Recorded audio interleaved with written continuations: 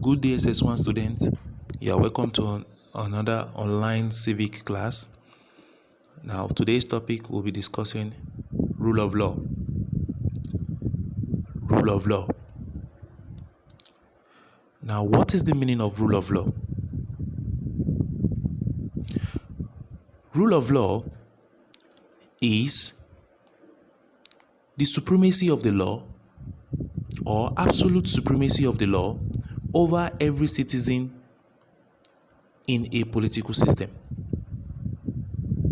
Now, rule of law is a principle of governance in which all persons, institutions, and entities, public or private, including the state itself, are accountable to laws of the country. Now, I will repeat the definition again, which is simple. Rule of law can be defined as the absolute supremacy of the law over every citizen in a given political system.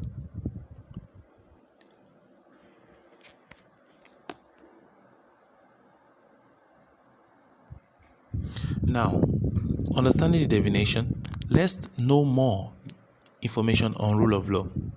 Now, rule of law is not a law.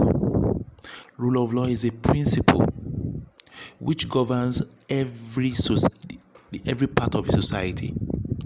Now, with rule of law, the law will be respected.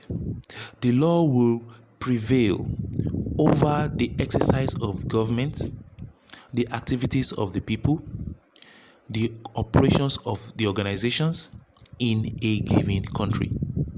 Now, rule of law, if it's being respected, then it means the law is respected. Now, rule of law is a principle. Now, it's a principle that is propounded by an English professor known as Professor A.V. Dicey. Now, A.V. Dicey developed the concept of rule of law, from Edward Cook's concept, and from there he wrote a book which is titled The Law of the Constitution. Now, in the Law of the Constitution, A.V. Dicey emphasized rule of law as three main principles. Now, the rule of law is emphasized as the supremacy of the law, the first principle, that a law to be respected, the law must be supreme than any body or organization in a country. The second principle that make up rule of law, for a rule of law to exist, or rather for rule of law to exist in a given country, is that there will be equality before the law. Everybody will be equal before the law. No man is above the law, and everyone, whatever he or her condition or rank, now the person is subjected to the law of the country. That means everyone is equal and nobody is above the law. Now, the third principle of rule of law is the principle of impartiality. Now, the principle of impartiality is very similar to the equality before the law principle. Now, this principle states that law should not be partial in dealing with offenders.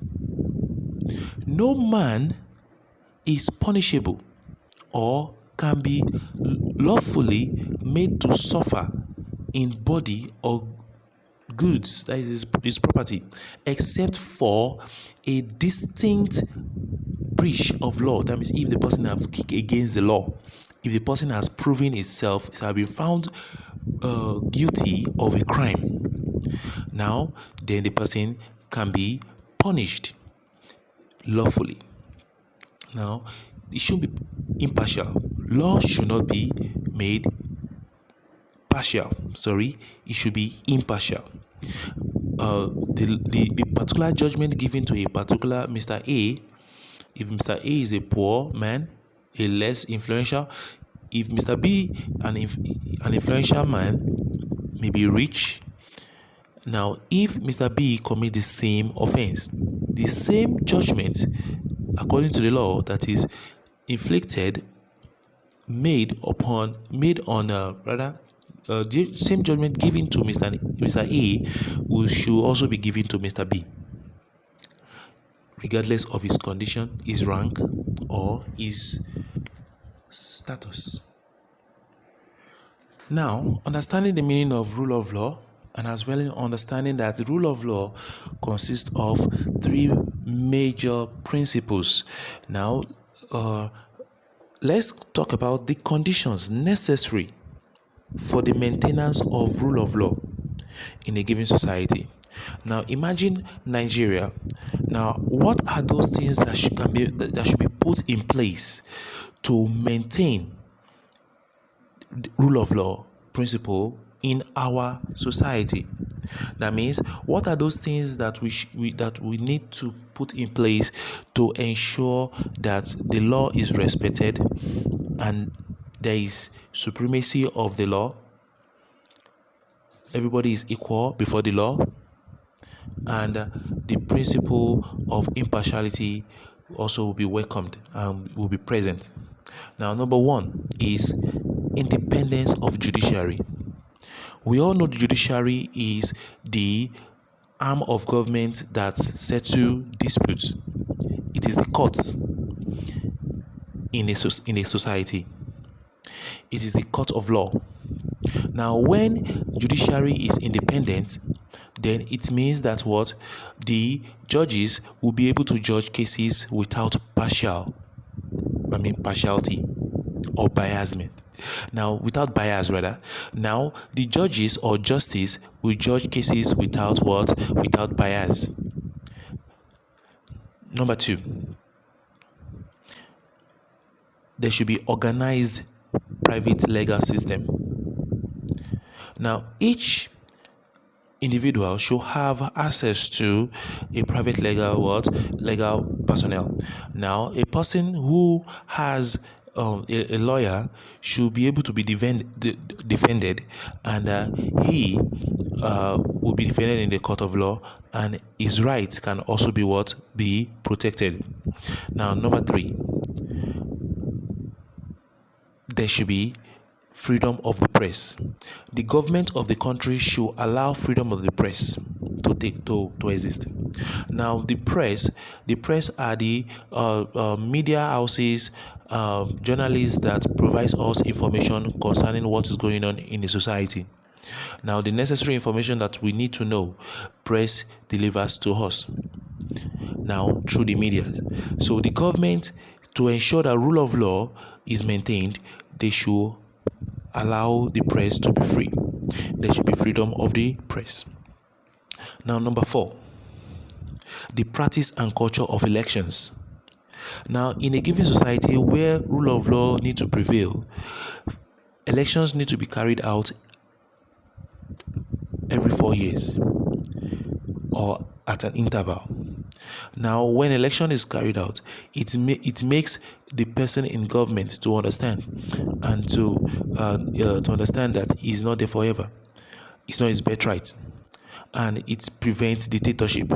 Now, through elections, governments are changed, and government changing will mean that we have a new set of government. People will determine the government, and the political power will truly be in the hands of the people. Number five, promotion of mass literacy. Now, people in the public need to be educated. Now, educated academically, educated socially, educated politically. Now, the people should know the civic responsibility. People should understand their civic rights, and as well as to understand their civic obligations.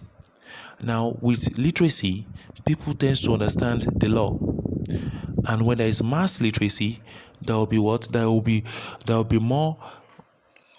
more progress in maintaining rule of law in Nigeria. Now, number six, adoption of constitutionalism. Now, constitutionalism is the act in accordance to the law. Now, it is the belief that every action needs to be done according to the Constitution. Now, when we all have the ideology that all actions need to be carried out based on what is written in the Constitution, based on the directives of the Constitution, then it means that what we'll all respect the law, because all our activities will be subjected to the instructions written in the Constitution. Number 7, existence of democracy, representative government. Now, we said earlier in number 4 that there should be culture of elections. Now, people need to be free to determine their government. Now, a representative government is a government that ensures rule of law. Number 8, existence of civic society or pressure groups. Now, pressure groups should be allowed to carry out their activities in a society. Now, pressure groups should be able to influence government activities, government policies. When they see that the government policy is bad, pressure groups should be allowed to come all out to protest. Now, each associations who sees that the interests of their members have been breached should have the right to come out to protest.